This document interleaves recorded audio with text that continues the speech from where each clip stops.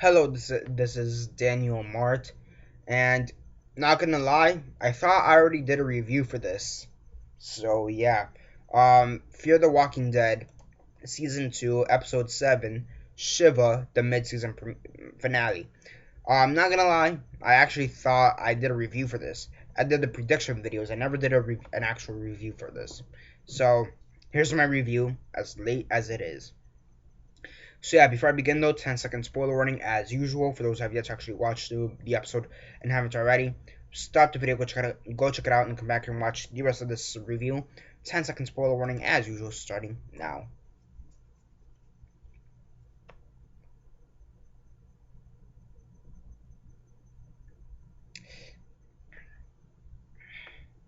Okay, so 10 seconds are up. So for those who have yet to actually watch the episode and haven't already, please don't comment down below, be messaging me that I never give you a fair warning, because as usual I did. So as usual, quick synopsis, likes and dislikes, and then the rate. So basically, I kind of want to get through this one really fast, to be honest. But basically, you have Madison, she's starting not to trust this camp. Well, not really camp, but she is starting not to trust Celia a bit more and more because of the events that happened in the previous episode, and she sees that Nick is probably getting convinced by Celia that their way of doing stuff, that the zombies are actually people. And she sees that Nick is kind of going off the deep end, and he's following Celia's footsteps, and she doesn't want that, so she's trying to convince him not to become one of Celia's henchmen. You have Chris, who ran away. He kidnaps this kid and holds his father at gunpoint, and Travis has to now try to alleviate. Is that the right word? Alleviate. He's trying to settle the situation, make Chris come back. Make sure Chris comes back, safe and sound and whatever. So that happens. At the end, Chris and Travis they decide to go their separate ways from the group. So now we have Travis and Chris. They're one group, okay? Now back at the farm, I suppose, or the camp or whatever, at the sanctuary compound. Fuck it.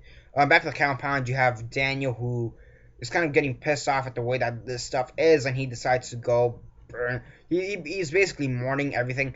And after he escapes his capture, because he was captured halfway through the episode, after he escapes the capture, he goes into the cellar where they have zombies, and he decides to burn everything to the ground. So at this point, you have so yeah, that's basically it for now. Basically it as for the plot. You have Strands, who managed to get Madison, Ophelia, and Alicia off the farm. So yeah, and then you have Nick kind of wandering on his own, and Daniel. As for Daniel, we have no idea what the fuck happened to him. So yeah, Celia died. She was eaten by walkers and then possibly burned alive or burned as a walker. Who the fuck knows at the end? Celia's dead. Period. Okay, Madison killed her. Okay, how's about that? Again, she was gonna take care of the situation. That's how she took care of the situation. Okay, and now we're kind of just in this like what we're back like it's like season 4 of The Walking Dead. Right after the Too Far Gone, everybody's kind of split up. This is where we're at. Everybody's more or less split up. Okay, you have in one group you have Chris and Travis. In another group you just have Nick, and in another group you have Alicia, Strand, Madison, and Ophelia, and then maybe Daniel in the fourth group. Who the fuck knows? And then in the fifth group or fourth, who the fuck knows? You have the rest of the compound survivors, or the rest of Celia's employees or whatever, who those who managed to survive. So yeah, yeah, yeah. Overall, it's probably one of the most what the fuck episodes of Fear the Walking Dead. It's one of the best, I'll say that much. But it's like it kind of came out of nowhere, in my opinion. I just feel like the development for this episode seemed so rushed. It was a great episode. It's probably one of the best episodes of the series thus far. But I just feel like the development for this seemed so rushed. And part of that has to do with Daniel. Daniel is a fantastic character. He's a fan favorite. And they may have just killed him off, I think, way too early. I feel like they killed him off too early. because the development for him just kind of came out of nowhere. Like, we saw hints of him in the previous episodes, him hearing voices and stuff, but here it kind of just goes full blown out insane to the point that he may have committed suicide by letting the fire burn him alive.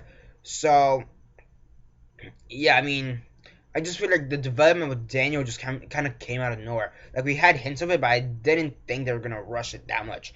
Okay, the stuff with Madison, well, although it was great, it made her seem like the villain because yeah, sure, okay, Celia, yes, she was keeping walkers, and yes, she was teaching Nick this new way of life. But even after that, who is Madison to come in and just kill Celia? And I mean, yeah, first off, she really had no right to try to kill Celia. I mean, aside from the fact that she's trying to protect Nick, even after that, you could just, yeah, sure, Nick's disobedient or whatever, so he probably won't listen to Madison. But even after that, I don't really think Madison had to kill Celia. I mean, she was still I mean, at the end, she was still good. She still let them be on in the compound, despite the fact that she wanted them off to begin with. So I mean, she did a lot. She did more good than bad, in my opinion. I mean, sure, she did try to banish Strand, and she did try to banish Madison. But at the end, I feel like she was still a pretty decent person.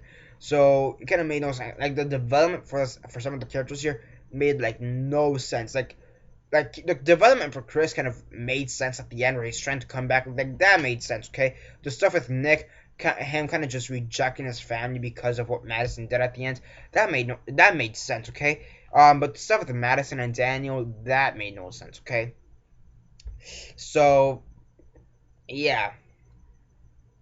Yeah.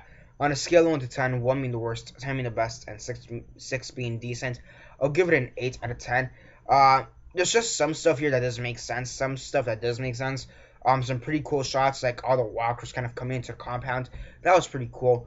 Again, like a Herschel 2.0 type of situation. Beside the dying fire type of situation. So, yeah. Overall, still a good episode, and yeah, it's basically it for now. Subscribe, comment down below, like the video, share on Facebook, Twitter, MySpace, or whatever you guys prefer. And that's basically it for now. This is Daniel Mart signing off.